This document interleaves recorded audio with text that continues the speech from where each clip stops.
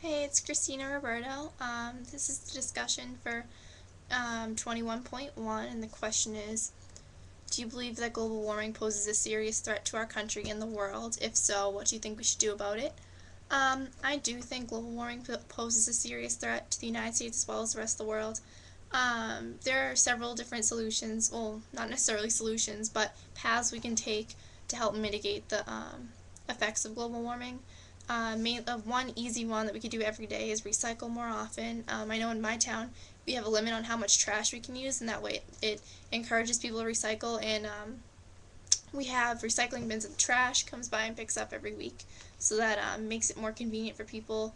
So it kind of gets rid of the excuse that it takes too much effort.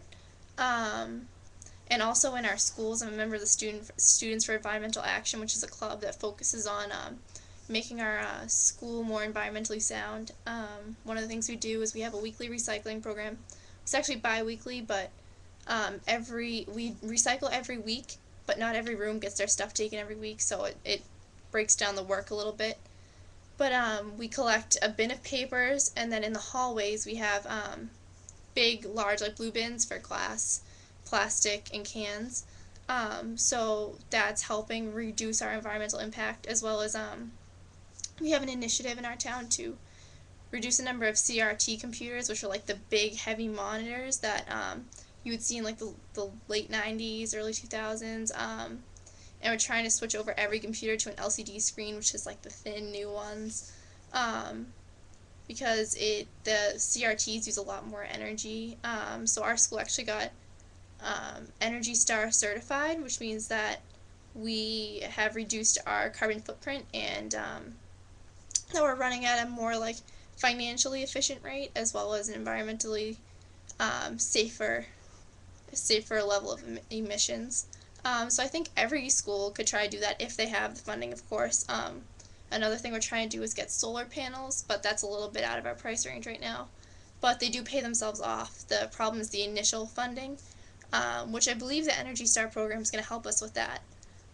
So that's something we're working on. So that would be awesome if every school could do that, or even just um, companies and office buildings, if they could try to reduce their impact, that would help the environment.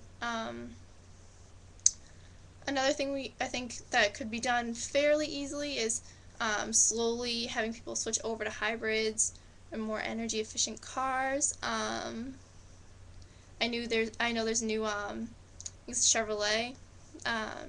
It's called the Bolt. It's an electric car that's coming out. It's like the car of 2011, the number one. So seeing more cars like that, or even just more hybrids or less gas guzzlers on the road, will definitely reduce our impact. Um,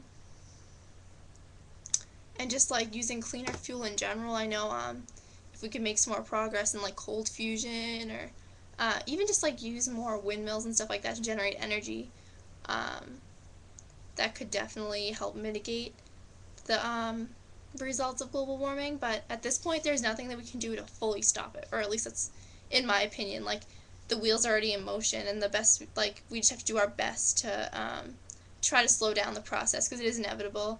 The ozone layer degrades on its own. In addition to like with our like, it's also caused by the impact of like humans, but it's an inevitable process. So I think we should just focus on trying to prevent further damage, and that'll get us the furthest. Alright, see ya.